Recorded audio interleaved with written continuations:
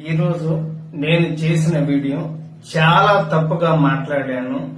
దయచేసి అమ్మ భారతి, జగన్మోహన్ రెడ్డి గారికి మీ ఇద్దరు కూడా దయచేసి నేను నిజం చెప్తున్నాను. నేను అన్నమాట చాలా తప్పు. మీ భారతి గారి కాళ్ళు పట్టుకొని నేను ఒక ఆడ వారి గురించి ఇలాగ మాట్లాడటం నా తప్పు. దయచేసి మీ కాళ్ళు పట్టుకుని నేనైతే క్షమించండి.